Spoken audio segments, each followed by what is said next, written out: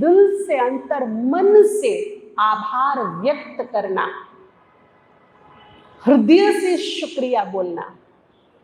शुक्राने में, शुक्रिया में, धन्यवाद में बहुत ताकत है, अट्रैक्शन है। आप इसको आजमा के देखिए, हम सब ने आजमाया है।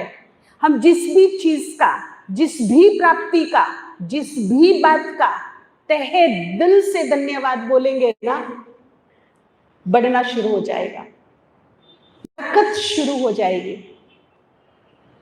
प्रोग्रेस शुरू हो जाएगी, मिलना शुरू हो जाएगा। और यदि असंतुष्ट मन से जो है उसमें संतुष्ट नहीं है, ठीक है, मैं ये नहीं कहती कि संतुष्टता का मतलब ये है कि आप हाथ पे हाथ रख के बैठ जाइए, सब कुछ है बस अभी हमें और कुछ नहीं करना।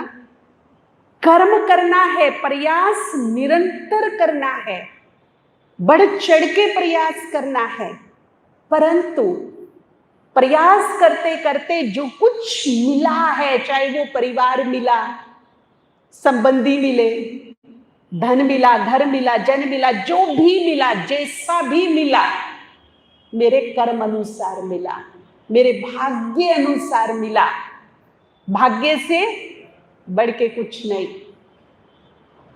इसीलिए भाग्य किसने क्रिएट किया? मैंने।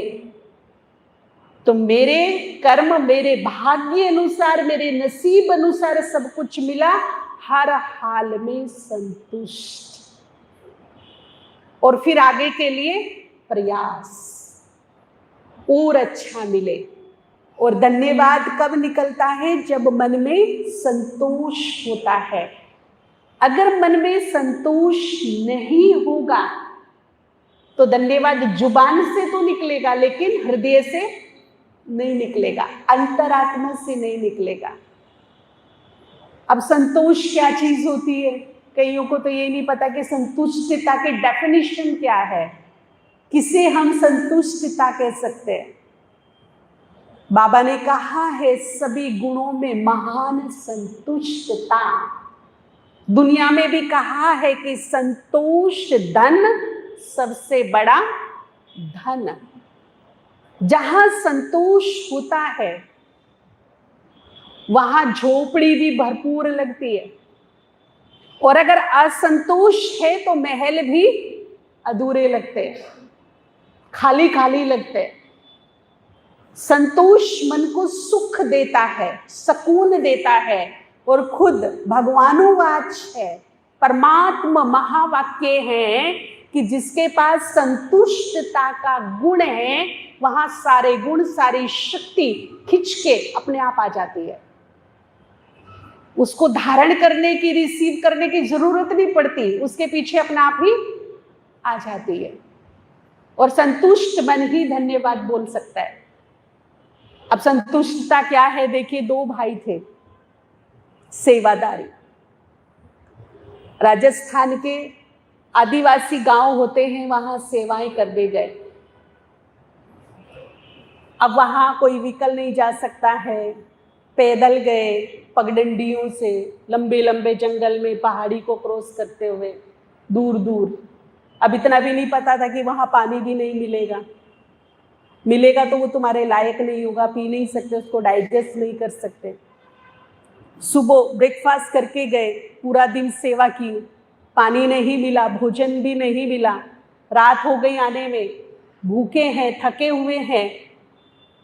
अब दोनों के दोनों डाइनिंग की तरफ जाते हैं, लेकिन लेट हो गए। टाइमिंग होता है भोजन का, 9 साढ़े 9 बजे तो भोजन डाइनिंग से उठ जाता है नॉर्मली, जब पार्टी नहीं होती। उठा करके कोने में, वो जिसमें भोजन होता है वो पात्र रख दिए जाते हैं एक कोने में। अब एक भाई, एक कुमार भाई, जब उसने देखा कि डाइनिंग में भोजन नहीं है, उठा दिया है, तो उसको बड़ा गुस्सा आया। किसको पड़ी है यहाँ? किसी को किसी की नहीं पड़ी। कोई भूखा है, प्यासा है, थका हुआ आएगा, भोजन रख ले, वेट कर ले, नहीं है किसी को। और थोड़ा सा उखड़े मन से बर्तनों की तरफ बड़ा जोर से बर्तन उठाए, क्योंकि जब मन में शांति नहीं तो हाथों में भी शांति नहीं। अब भोजन की तरफ चला, दाल का डब्बा खोला तो देखा दाल भी नहीं है। रोटी का डब्बा खोला, रोटी के टुकड़े कुछ पड़े थे टूटे हुए, रोटी भी टूटी फूटी पड़ी है ही नहीं, पढ़ो लो हमको खाना ही नहीं है। बड़े कुपित मन से वो गुस्से में इरिटेट होकर के अपने रूम में चला गया। क्या उसकी गुड नाइट हुई होगी? गुड वाली नाइट। और जिसकी गुड वाली नाइट नहीं तो क्या उसकी गुड मॉर्निंग होगी, गुड डे होगा, गुड इवनिंग होगी? सब बैड होगा। सोएगा भी बुरे विचारों में, उठेगा भी असंतुष्ट होके, और दिन भी कैसा व्यतीत होगा? समस्याओं से भरा। क्योंकि जैसे विचारों में सोए उसी विचारों से उठे, दिन वैसा ही शुरू हुआ। अब दूसरा भाई, अब देखिए संतुष्टता की डेफिनेशन क्या होती है, समझ में आएगी।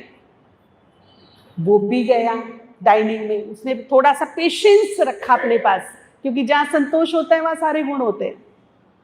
धीरज ऑलरेडी था उसके पास।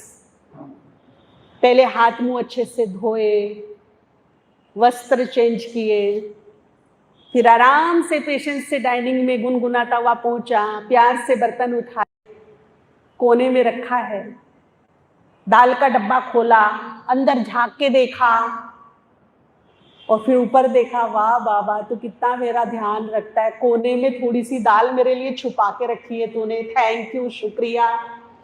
उसे गुस्से में वो कोने में थोड़ी सी दाल नहीं दिखाई दी, खाली दिखाई दी, क्योंकि मन खाली था। लेकिन उसको क्या हुआ, कोने में थोड़ी सी चारों तरफ लिपटी हुई दाल दिखाई पड़ी, कड़छी उठाई, सारी दाल समेटी, कटोरी भर गई।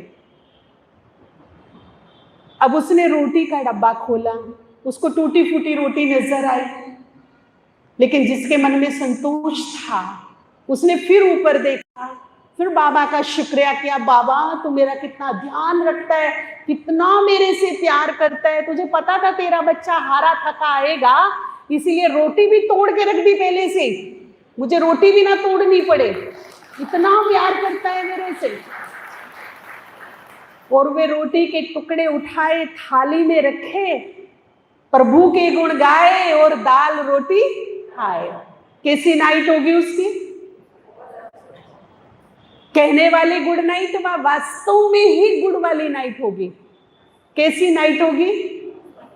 और जब सुबह उठेगा तो मुस्कुराता हुआ उठेगा, धन्यवाद करता हुआ उठेगा।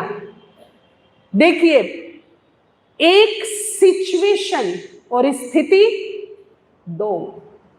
सिचुएशन तो दोनों के सामने एक जैसी थी ना, परिस्थिति दोनों के सामने एक जैसी थी, लेकिन दोनों की स्थिति क्या थी? अलग अलग। तो अब समय रहते, समय को ध्यान में रखते हुए हमें अपनी नेचर कैसी बनानी है? कैसी नेचर बनानी है? संतुष्ट, हर हाल में संतुष्ट, हर हाल में संतुष्ट। मिले 36 प्रकार के भोजन तो भी संतुष्ट, और मिले नमक की रोटी और अचार तो भी संतुष्ट। हर हाल में अपने आप को मोल्ड कर लेना, एडजस्ट कर लेना, और दिल से शुक्रिया बोलते रहना। स्थिति परिस्थिति आएगी जाएगी, लेकिन मन की स्थिति अगर एक बार डिस्टर्ब हो जाती है तो पुनः पटरी में आने में लंबा टाइम लगता है, और जो एनर्जी वेस्ट होती है वो अलग। एनर्जी कितनी वेस्ट हो जाती है?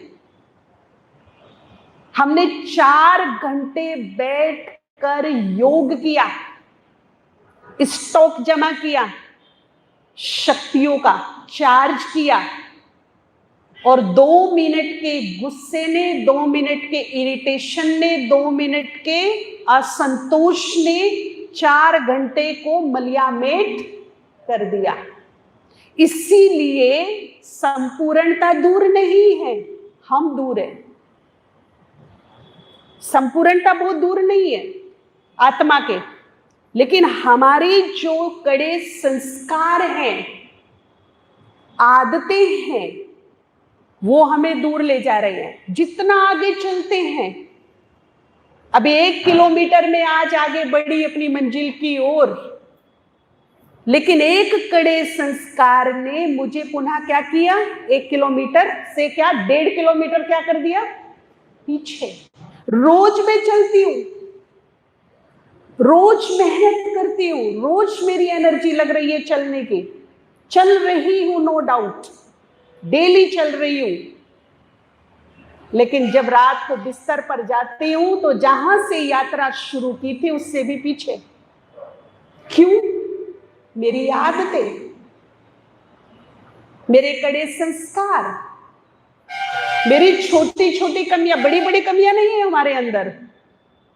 और आपको पता हो कि बड़े बड़े पहाड़ों से कोई टक्कर नहीं खाता है, टकरा के गिरता नहीं है, ठोकर भी छोटे छोटे पत्थरों से ही लगती है, जिन्हें हम इग्नोर करते अपनी लाइफ में। ये तो चलता है, ये तो छोटी सी तो बातें चलता है, लेकिन कभी क्या बड़े पहाड़ से कोई ठोकर खाई है किसी ने? ठोकर किससे खाते हैं? और जब गिरते हैं तो बाबा कहते हैं हड़बुड़ टूट जाते हैं। तो छोटी छोटी बातें ही बाधाएं हैं हमारे जीवन में, बड़ी बड़ी बात तो नहीं करते। अब इन छोटी छोटी बातों को ही हमें क्या करना है, हटाना है, ताकि हम मंजिल पर आगे ही बढ़ते जाएं, पीछे हटकर ना आए। नहीं तो हमारी क्या हो रही है, जितना जा रहे हैं उससे ज्यादा पीछे हट रहे हैं, जितना जा रहे हैं फिर पीछे हट रहे हैं। इसीलिए संपूर्णता नजदीक नहीं है इतने वर्षों से, इसीलिए नहीं है। तो अब समय रहते तीसरा नेत्र खोलकर, समय को भांप कर हमें अपने को परफेक्ट बनाना है, बाप समान। बाप समान मतलब क्या? हमने बहुत बार सुना है कि बाप समान में ना शिव बाबा के समान, ब्रह्मा बाबा के समान हमें बनना है। कैसे बनना है? हम देखें उसके क्या कर्तव्य हैं, उसके क्या गुण हैं। सीधी सी बात है, वो प्यार का सागर है, और मैं दुखों का, अशांति का, ईर्ष्या द्वेष का, निंदा चुगली का, तो मेरी समानता हो नहीं सकती। जब मेरे दिमाग से सबके प्रति नफरत, वैर, भाव, ईर्ष्या, द्वेष निकल जाएगी और केवल सबके लिए प्यार रहेगा, रहम, क्षमा रहेगा, शुभ भाव रहेगा, तब मेरा गुण भगवान के गुण से मैच हो जाएगा, मैचिंग। और तब क्या आ जाएगी? समानता। तब आएगी समानता। वो है बिगड़ी को बनाने वाला। और मैं क्या देखती हूँ कि इसकी प्रोग्रेस हो रही है। अच्छा मकान बना लिया, अच्छी गाड़ी ले ली, अच्छी पूछ हो रही है, अच्छा मान सम्मान मिल रहा है, तो यहां ईर्ष्या क्रिएट होती है। और फिर मैं क्या सोचती हूँ कि इसकी कैसे बिगाड़ूं। अगर एक भी विचार मेरे मन में बिगाड़ने का आ गया, चाहे वो घर गृहस्थ में है, कारोबार में है, या फिर आध्यात्मिक मार्ग पर है, एक भी विचार ये आ गया कि मैं इसको कैसे नीचा दिखाऊं, कैसे लेग पुलिंग करूं, टांग खींचूं, कहीं तो इसको मौके पे चौका मारूं, तो क्या भगवान से मेरे कर्म की मैचिंग हो रही है? हाँ या ना? क्योंकि वो हर हालत में कौन है, हर कंडीशन में कौन है? बिगड़ी को बनाने वाला। और अगर मैं किसी की बनी बनाई को बिगाड़ने लग जाऊं, तो क्या मेरी मैचिंग होगी? 1000 वर्ष में ज्ञान में चलूं, 1000 वर्ष में योग करूं, अमृत वेला करूं, धारणाओं पे चलूं, सब कुछ करूं, लेकिन अगर मैंने यहां से खुद को ठीक नहीं किया, तो उसके बराबर कभी भी नहीं पहुंच सकती, उसकी मेरी मैचिंग कभी भी नहीं हो सकती, उसकी मेरी समानता कभी भी नहीं हो सकती। तो अब सुना सुनाया बहुत है, अब वक्त की डिमांड है। जब से कोरोना चला ना, तो समय की क्या डिमांड है, ये टॉपिक बड़ा चल रहा है चारों तरफ। ऑनलाइन हम लोग क्लासेस कराते हैं, समय क्या चाहता है, समय की डिमांड क्या है, समय की पुकार क्या है। तो समय क्या चाहता है, समानता। समय क्या चाहता है कि छोटी छोटी बातों से बाहर निकलकर हम अपने देवत्व को चमकाएं, अपने देवत्व को निखारें, भगवान के समानता हमारे कर्मों में मैच हो, गुणों में मैच हो। तो हम देखें ना, बाबा क्या करता है वही मुझे करना है। जो बाबा नहीं करता, जो उसका सब्जेक्ट नहीं, उसमें मुझे पढ़ना नहीं।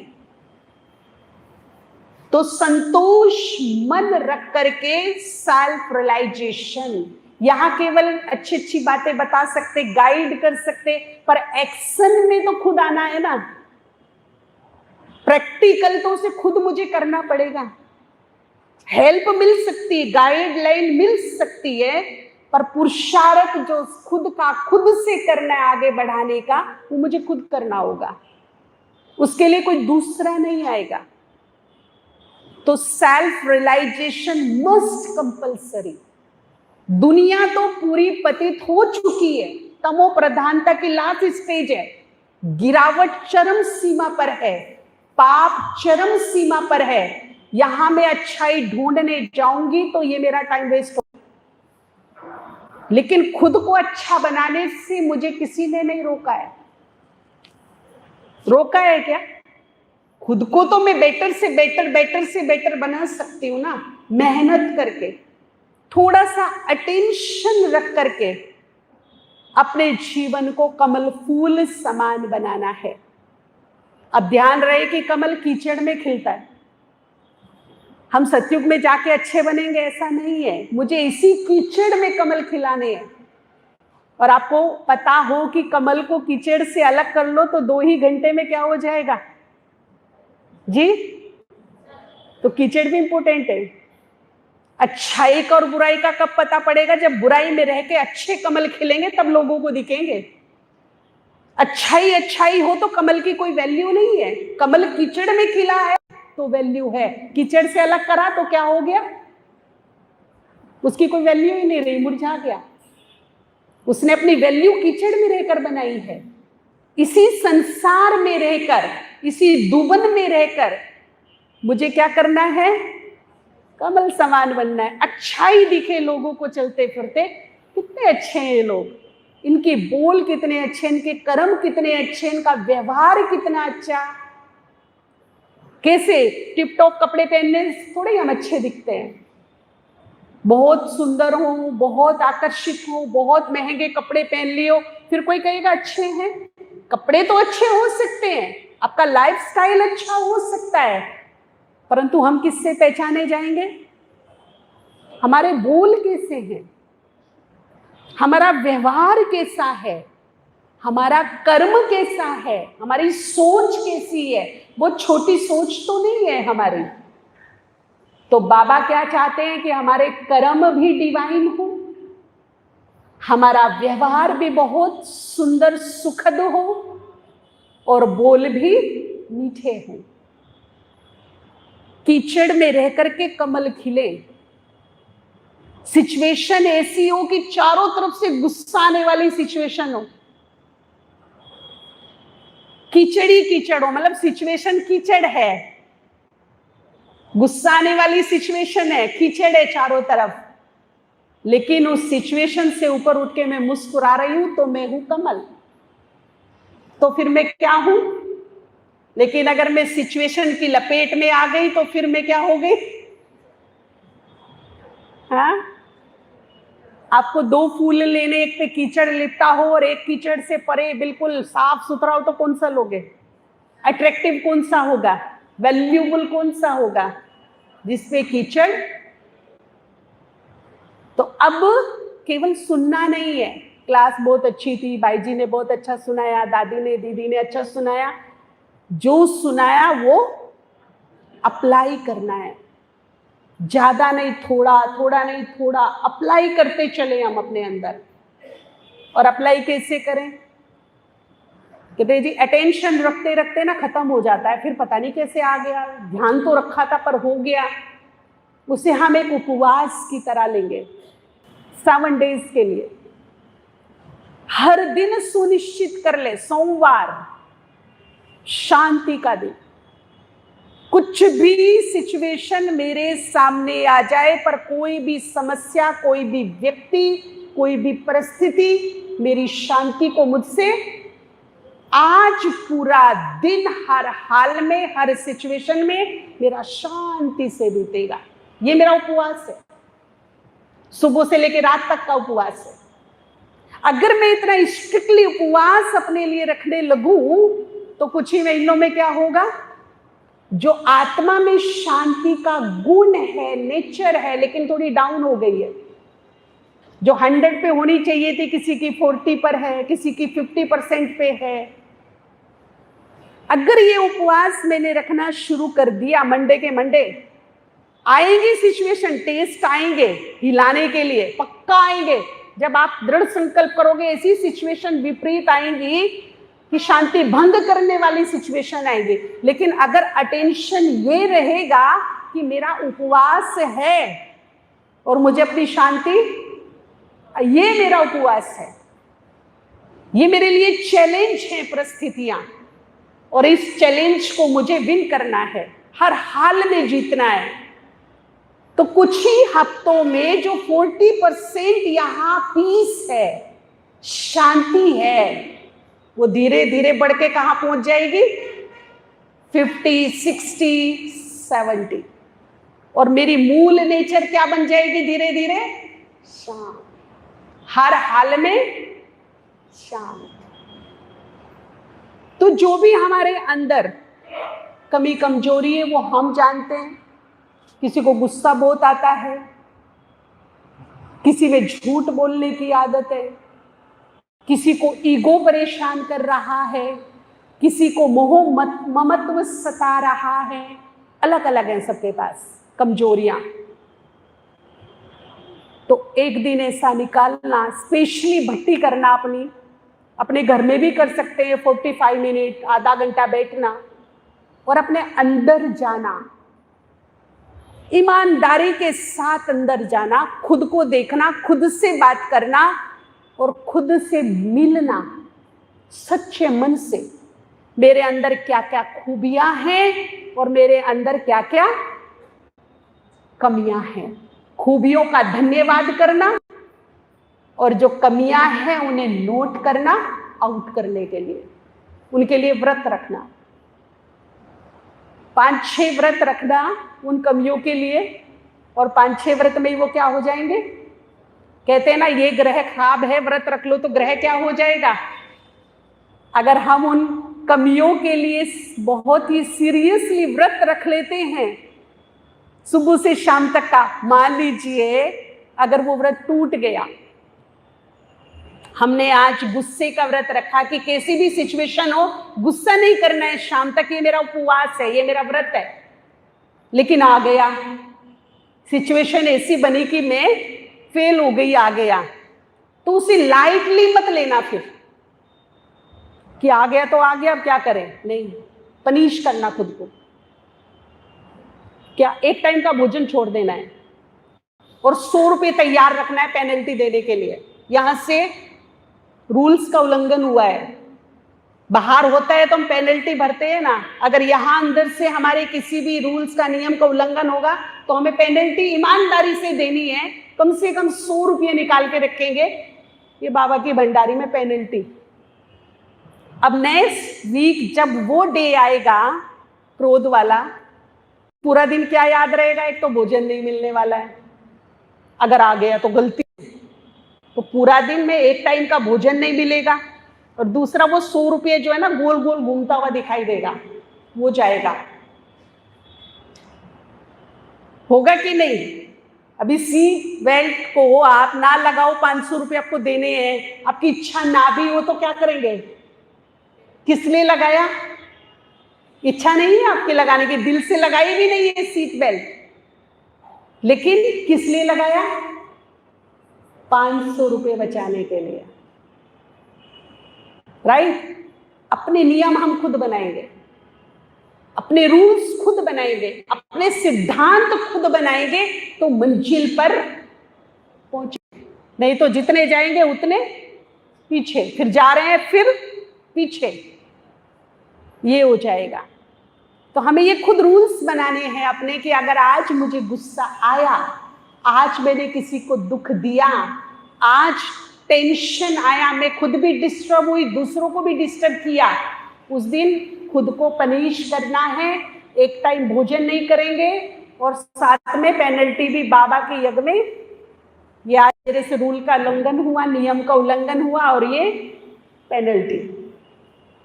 जब हम खुद अपने आप स्ट्रिक्ट होंगे स्वयं से स्वयं, तब हमारे जीवन में पुरुषार्थ तीव्रता को पाएगा और फिर जो हम बनना चाहते हैं दिल से, वो हमारा स्वरूप होगा।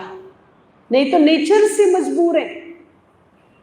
और सबसे बड़ी बात कि व्यर्थ में नहीं रहना। अभी हमें व्यर्थ में रह करके अपनी एनर्जी को, और माताएं सबसे ज्यादा व्यर्थ में कब रहती है? सोचना भी व्यर्थ होता है, लेकिन जब हम 2-3 लोग बैठकर परचिंतन, निंदा, चुगली करते हैं, तब हम कहीं ना कहीं पाप के भागी बनते हैं, सूक्ष्म पाप कर रहे होते। जिसकी हम निंदा चुगली कर रहे होते, उसका क्या कर रहे होते? उसको नीचे गिरा रहे होते, उसका अपमान कर रहे होते उसके पीठ के पीछे। तो कहीं ना कहीं हमारा सूक्ष्म पाप बनता जाता है, जो छोटे छोटे रोड़े कभी भी हमें ठोकर दे सकता है, गिरा सकता है। छोटा छोटा रोड़ा बन जाता है हमारे मार्ग में, राइट? देखिए, कहानी मुझे याद आ रही है। एक गांव के सेठ थे, उनके यहाँ 4-5 ब्राह्मण संत पहुंचे। तो सेठ को ख्याल आया कि क्यों ना मेरे घर आए हैं ब्राह्मण, तो मैं इनको भोजन करा दूं, मेरा पुण्य हो जाएगा। उन्होंने भोजन की व्यवस्था के लिए अपने नौकर को बोला कि ब्राह्मणों को अच्छे से अच्छा ब्रह्म भोज करा के ही उनको भेजेंगे, व्यवस्था करो। अब जो उनका मुख्य सर्वेंट था, उसने अपने छोटे सर्वेंट को बोला कि आप मिल्क का जुगाड़ करो, दूध लेके आओ गांव से, दूध इकट्ठा करो, खीर बनाएंगे। अब सर्वेंट जो छोटा था वो थोड़ा थका हुआ था, रात में सोया नहीं था, लेकिन फिर भी मना नहीं कर सकता था। बाल्टी लेकर के पास के गांव में दूध लेने चला गया। अब दूध लेके वापस लौट रहा था, उसे बड़ी थकान लगी। उसने सोचा कि क्यों ना मैं पेड़ के नीचे बैठ के सुस्ता लूं थोड़ा सा। वो पेड़ के नीचे बैठकर सुस्ताने लगा। दूध खुला था बाल्टी में। थोड़ी देर में क्या होता है कि एक चील सांप को लेकर के ऊपर से उड़ रही थी। अब सांप उसके जबड़े में, उसकी दांतों में दबा हुआ था। वो सेल्फ डिफेंस के लिए हाथ पैर मार रहा था, लेकिन बस कुछ नहीं चल रहा था। उसके मुंह से जहर निकला और दूध की बाल्टी में गिर गया। और वो, उसकी आंख लगी हुई है, वो सुस्ता रहा है। उसे पता नहीं कि दूध की बाल्टी में जहरीले सांप का विष गिर गया है। अब वो बड़ी ईमानदारी से वो बाल्टी उठा करके लाया और खीर बनाने के लिए दिया। खीर बनाई, संतों ने खाई, खाते ही ओम शांति हो गई। अब सेठ को बड़ा अफसोस हुआ, मैंने इतने सच्चे हृदय से, इतने पवित्र मन से इनके भोजन की व्यवस्था की थी और भोजन खा के ये चल बसे, ऐसे कैसे? अब ऊपर ये सारा खेल जो है धर्मराज भी देख रहे थे। अब चंद्रगुप्त जो है, चित्रगुप्त ने बोला कि ये पाप किसके हिस्से में जाए? पाप दोषी तो कोई भी नहीं है। जो दूध लेने गया उसके मन में कोई ऐसा भाव नहीं था, सुस्ताने लगा, थकान आ रही थी, उसकी फिजिकल रिक्वायर थी सुस्ताने की, तो वो सुस्तान बैठ गया। उसे पता भी नहीं कि जहर इसमें गिर गया है। चील का भोजन सांप है, जीव जंतु अपना भोजन लेकर जा रही थी, उसका भी कोई दोष नहीं है। सांप ने अपनी सेल्फ डिफेंस में हाथ पैर हिलाए, लेकिन उसके मुख से जहर निकल गया, वो उसकी नेचुरल नेचर है, उसका भी दोष नहीं है। सेठ का भी दोष नहीं है, बनाने वालों का भी दोष नहीं, जिसने खीर बनाई, और खाने वालों का भी दोष नहीं है। तो ये पाप किसके हिस्से में जाना चाहिए? धर्म संकट था उनके सामने कि 5 ब्राह्मण संतों की हत्या हुई है, बड़ा पाप है, पर हिस्से में किसके जाए? ऐसा पाप हो गया कि कोई दोषी नजर नहीं आ रहा है और पाप हो गया। अब धर्मराज भी धर्म संकट में पड़ गए। उन्होंने सोच विचार करके कहा, एक उपाय है, ध्यान से सुनिएगा, प्रेरणादायक, कितनी बड़ी प्रेरणा मिलती है इससे, और ये बिल्कुल 100% सच बात है। धर्मराज ने सोच विचार के कहा, एक उपाय है। क्या? बोला, जो निंदा चुगलियां करते हैं ना, पर चिंतन करते हैं, निंदा चुगली करते, थोड़ा थोड़ा उन सबके हिस्से में डाल दो।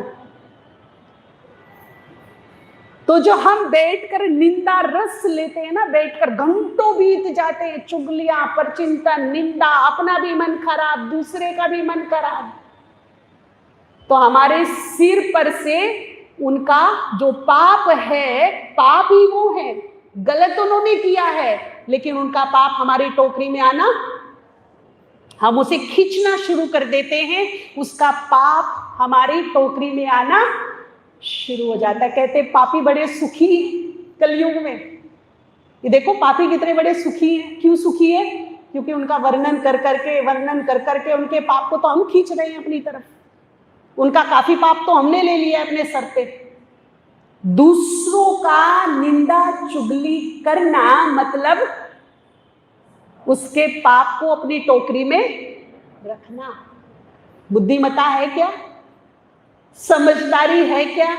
मेरा जो है बोझ, वो तो मेरे से उतरा नहीं अभी तक, 20 नाखूनों का जोर लगाया है मैंने उसको उतारने के लिए, और दूसरों का बोझ मैं अपनी टोकरी में रखती जाऊं ना समझी के कारण, तो ये बुद्धिमता है। तो आज से माताएं, बहनें, भाई, कोई भी परचिंतन की, निंदा चुगली की बात नहीं करेंगे। उपवास है, ये मेरा क्या है? उपवास है, नहीं करेंगे।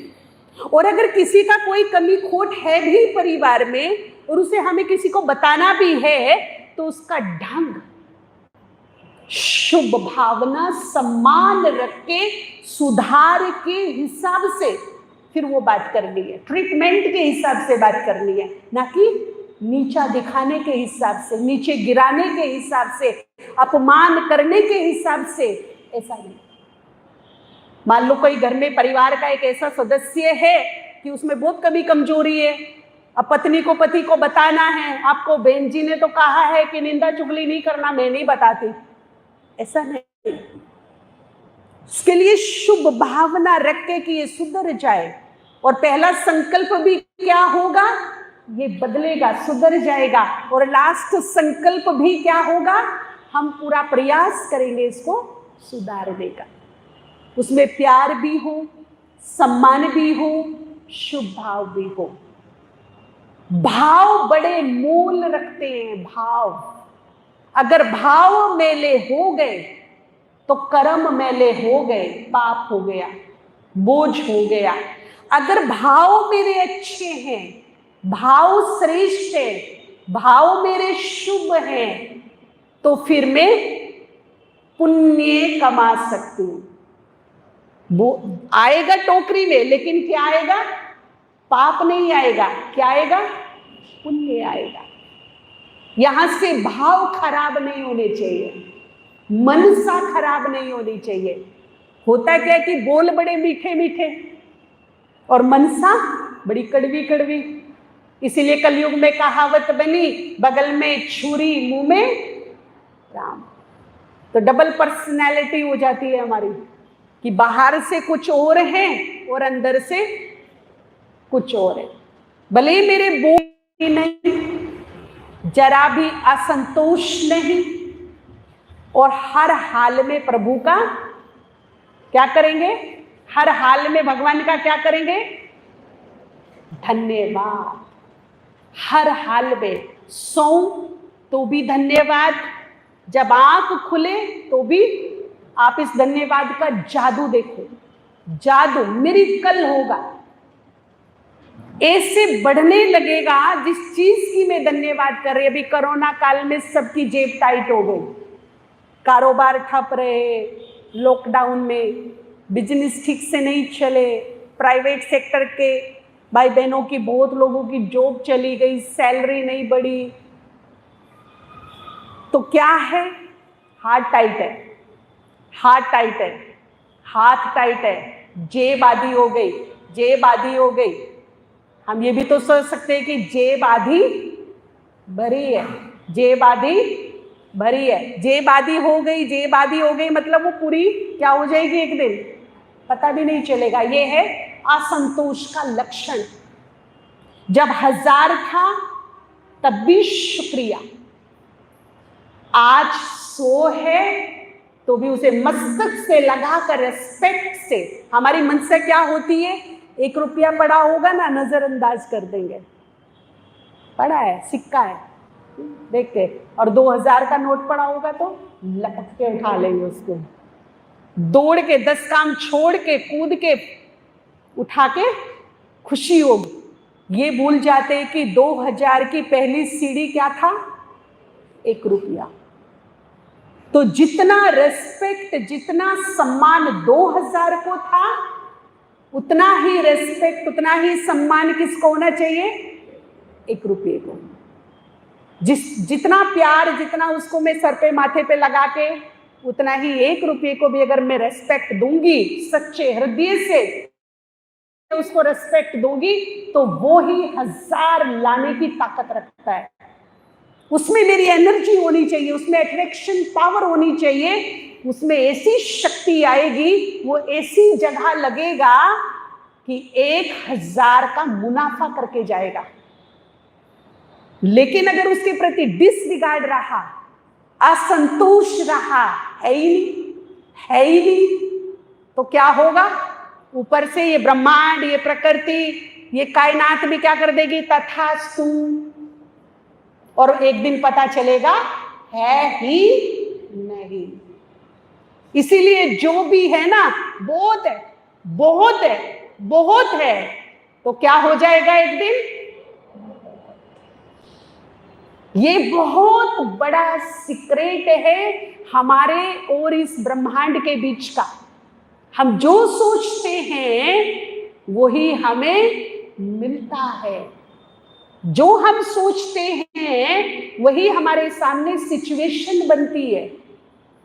इसीलिए संतुष्ट मन करके पॉजिटिव पॉजिटिव सोचेंगे, चाहे चारों तरफ नेगेटिव है, लेकिन फिर भी मुझे क्या सोचना है, पॉजिटिव पॉजिटिव पॉजिटिव सोचते जाना है। और एक लास्ट में अपने दिनचर्या में 24 घंटे में, हम तो 10-10 मिनट कहते हैं, लेकिन जो कारोबार वाले भाई बहन हैं, माताएं तो कर सकती हैं, ऐसा नियम बनाइए 4 बार दिन में 10 मिनट या 5 मिनट भगवान से कनेक्ट होने का। बाबा से हम कनेक्ट हो गए और खुले दिल से बात करेंगे, जैसे हम अपने जिगरी दोस्त से अपना दिल का हाल खोल देते हैं ना, ऐसे क्लोज रिलेशन बनाएंगे भगवान से, नजदीकियां बनाएंगे बाबा से। उसके साथ शेक हैंड करो, गले मिलो, पावरफुल दृष्टि लो, इस संकल्प से कि ये भगवान की कृपा दृष्टि है जो मुझ पे पड़ रही है। 5 मिनट मगन हो जाओ उसके प्यार में, उसे देखने में, उसके रहस्यों को जानने में, उससे दोस्ती करने में, दिल का हाल सुनाने में, उससे शक्ति लेने में। बहुत काम आएगा ये 5 मिनट। तो कम से कम दिन में 10 या 5 मिनट 4 बार उससे जरूर जुड़ो। और जब भी जुड़ो, लास्ट में जब नीचे आओ तो क्या बोल के आओ? तेरा लाख लाख शुक्रिया, धन्यवाद, धन्यवाद। और फिर इस धन्यवाद का जादू देखना क्या होता है। ठीक है, तो अभी फिर हम बाबा से कनेक्ट होंगे, पावरफुल दृष्टि के साथ महसूस करेंगे ब्रह्मा बाबा, उनके मस्तक में महाज्योति को विजुअलाइज करेंगे। हम दोनों इकट्ठे हैं, दोनों का बहुत ही डिवाइन रूप देखेंगे सामने, और बाबा के नेत्रों से पावरफुल शक्तियों की एनर्जी प्रकाश के रूप में मेरे नेत्रों में समा रही है। और ये है बाबा की कृपा दृष्टि, भरपूर कृपा बरस रही है। इस संकल्प से हम बाबा से 3 मिनट पावरफुल दृष्टि लेंगे, सच्चे हृदय से धन्यवाद बोलेंगे। और जब हम धन्यवाद बोलते हैं तो बाबा हमें गिफ्ट में क्या देता है? एक और ब्लेसिंग देता है, वरदान, दुआ, आशीर्वाद देता है, मुस्कुराता है, उसे एक्सेप्ट करता है बाबा। तो इस हिसाब से अभी 3 मिनट बहुत ही सुंदर लवलीन स्थिति वाला योग करेंगे।